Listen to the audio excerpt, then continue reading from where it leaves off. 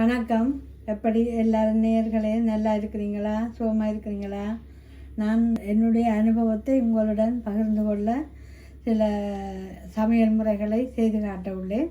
அதில் இன்று நாங்கள் பயன்படுத்தும் நாளாந்தம் பயன்படுத்தக்கூடிய ஒரு டீக்கு முதல் குடிக்கிற ஒரு நீராகாரமோ குடிநீரோ என்று சொல்லலாம்.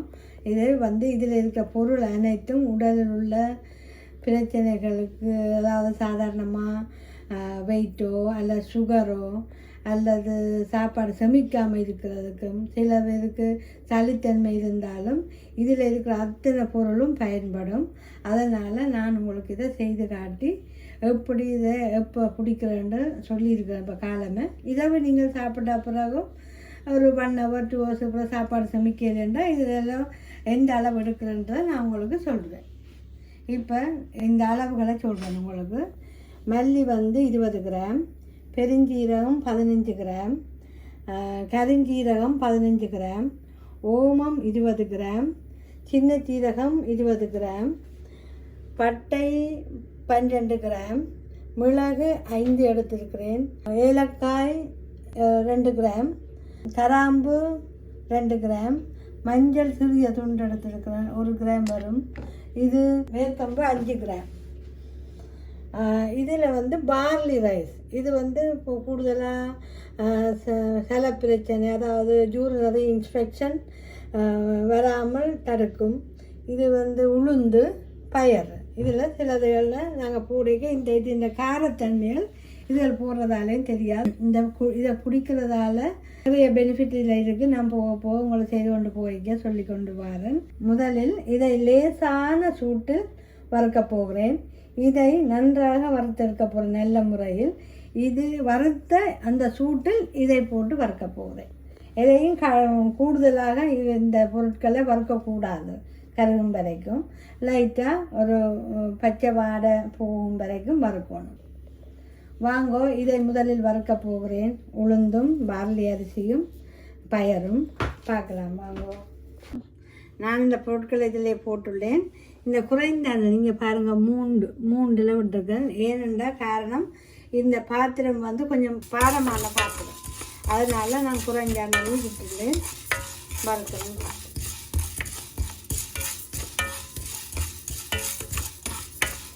இதில் வறுத்து கொண்டு கேட்க நான் சில விஷயத்தை உங்களை சொல்கிறேன். இப்போ இதில் சில பேர் இப்போ கூடுதல் டயபெட்டிக் இருக்கிறார்கள் இந்த வெந்தயத்தை நான் வறுத்து பவுடராக்கி வைத்துள்ளேன். தேவையான நேரம் மட்டும் போட்டுக்கொள்ளலாம் கால வேளையில் குடிக்கல. பட் இதை விட குடிக்க சில நேரம் சளி பிடிக்கும். அதனால் நான் இதை புரிம்பாக வைத்துள்ளேன் தேவையான நேரம் எடுப்பதற்கு. ஆனால் இது ஒரு கொமனான பவுடர். இது இதை நாங்கள் செமிக்காட்டிக்கும் இதில் எடுத்து ஒரு அளவெடுத்து சுடுதண்ணியில் போட்டு குடிக்கலாம். மற்றது 3 நேரமும் சாப்பாட்டுக்கு பிறகும் எடுக்கலாம், அல்லது 2 நேரமும் எடுக்கலாம். இப்போ சுகர் பிரச்சனை இருக்கிறவர்கள் இதை கண்டிப்பாக இதை சேர்த்துக்கொள்ளணும், காலை வேளையும் இரவு வேளையும். இதில் சளி பிடிக்குதுன்னு சொன்னால் அதை விட வேணும். அதனால் பிரச்சனைகள் சுகர் அந்த பொருட்கள்லேயும் சுகரை குறைகள் தானே இருக்குது.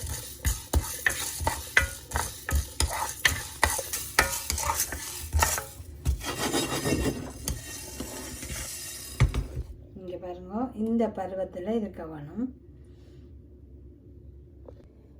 இனி இதை லைட்டாக வறுத்திருக்க போகணும் அளவான சூட்டில்.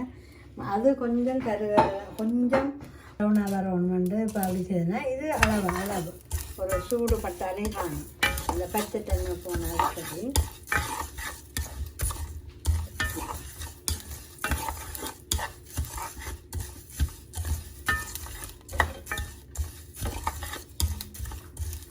அடுப்பை அணைத்து விட்டு இந்த ஹீட்டு அந்த சட்டியை நான் முதலே சொன்னால் உங்களுக்கு பாரமான சட்டியில் கிடைக்கும்.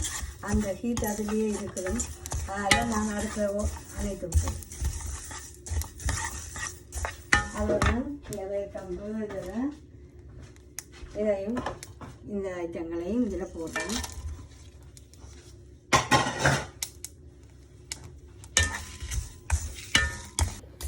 வறுபட்டு கொண்டு வரைக்கும் உங்களுக்கு தெரியும் ஒரு நல்ல ஒரு வாசம் வரும். அந்த வாசத்திலே உங்களுக்கு அந்த குடிநீர் உடனே குடிக்கணும் போல இருக்கும். நான் இப்போ செய்த உடனே குடிக்க போகிறேன். உங்களுக்கு அதையும் காட்டுவேன். ஓகே, வறுத்து முடிஞ்சது. கொஞ்சம் ஆற விட்டுட்டு தான் நான் இதை மிக்சியில் போட்டு அடிக்க போகிறேன். ஏன்னு சொன்னால் சூட்டுடன் அடித்தால் மிக்சி பழுதாகிவிடும்.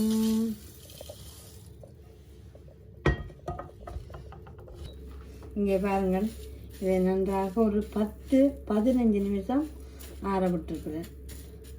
சரியா, நீங்களும் ஒரு 15 நிமிஷம் விட்டுட்டீங்கன்னா ஈஸியாக வடிவாக மிக்சியும் பழுதாகாமல் இருக்கும், ஆறுதலாக அடிக்கலாம். இதை அடிக்க போகிறேன்.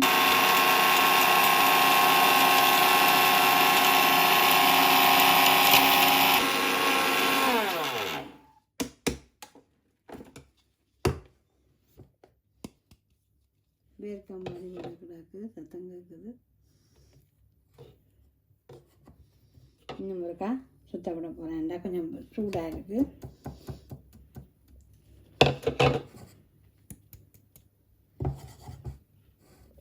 அடிக்க போகிறேன்.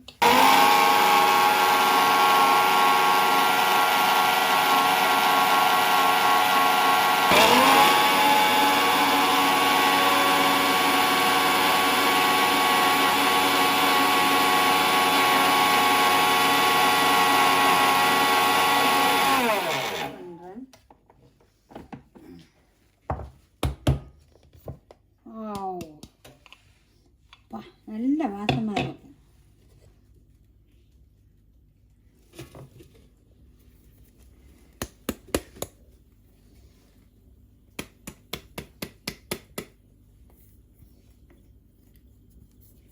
சுடுவது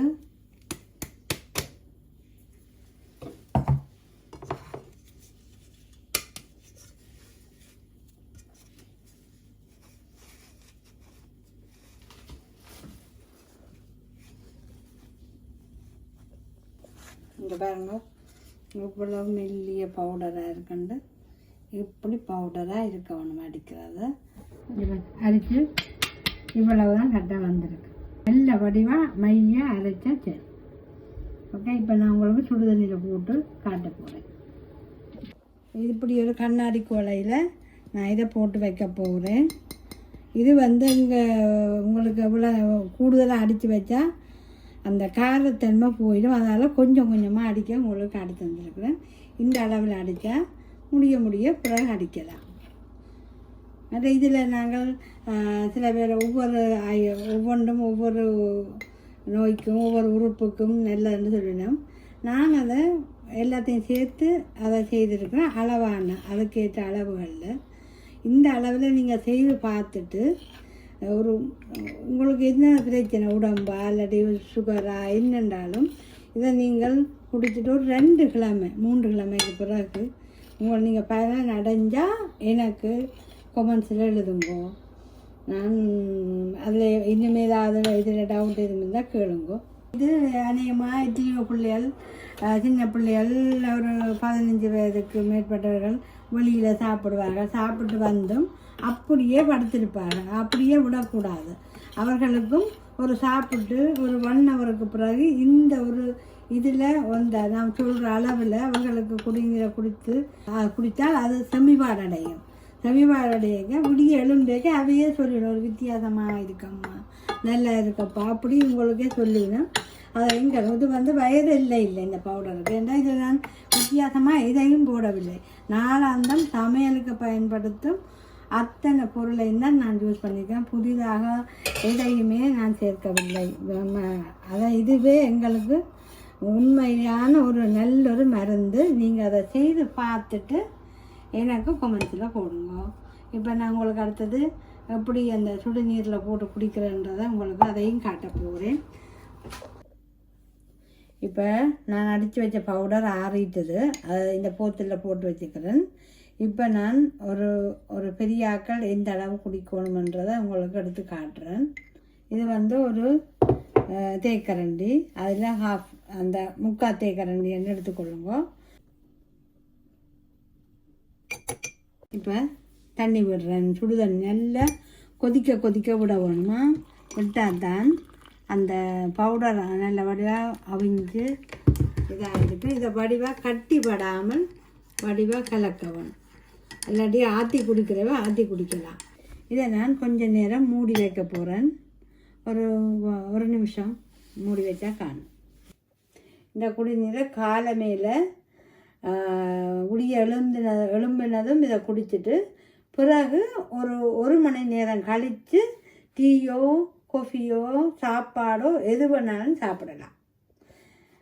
அடுத்தது இரவு உணவுக்கு பிறகு வடிவாக சாப்பிட்டு அதுக்கு பிறகு அரை மணித்தியாலம் அல்லது ஒரு மணித்தியாலத்துக்கு பிறகு படுக்க போய்க்க குடிச்சிட்டு படுக்கலாம்.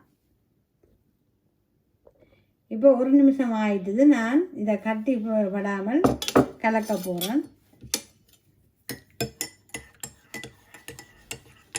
இங்கே பாருங்க, வடிவாக கலந்துட்டு வெண் சூட்டோடையே குடிக்கணும். ஆற விட்டும் குடிக்கக்கூடாது, வெண் சூட்டோடையே குடிக்கணும். இப்போ சின்ன பிள்ளைகள் இப்போ இந்த வெளியில் ஐஸ்கிரீம்கள் அந்த சாப்பாடு இந்த சாப்பாடு எல்லாத்தையும் சாப்பிட்டுட்டு வந்து இரவு அல்லது இருப்பினும் அவைக்கு இரவில் கொடுக்குற நல்லது. இந்த அளவு போதும். ஒரு கொஞ்சம் அளவில் எடுத்துட்டு அவைக்கு இந்த கப்பில் அரை கப்பு தண்ணி 3/4 கப்பு விட்டாலே காணும் அவைக்கு. ஓகே, பெரியாக்கெல்லாம் ஒரு அளவான, சின்ன பிள்ளைகளுக்கு ஒரு கொஞ்சம் உங்களுக்கு தெரியும் அம்மா மாதிரிக்கு எப்படி கொடுக்கணும் பிள்ளைகளுக்கு வந்து ஆக கூடுதலாக இதை கொடுக்கக்கூடாது. இந்த குடிநீரை நீங்கள் தொடர்ந்து 2 கிழமைக்கு குடிச்சிட்டு உங்களுக்கு அதில் பலன் அடைஞ்சு உங்களுக்கு வித்தியாசத்தை உணர்ந்திருந்தால் எனக்கு நீங்கள் கொமெண்ட்ஸில் போடுங்க. நன்றி, வணக்கம்.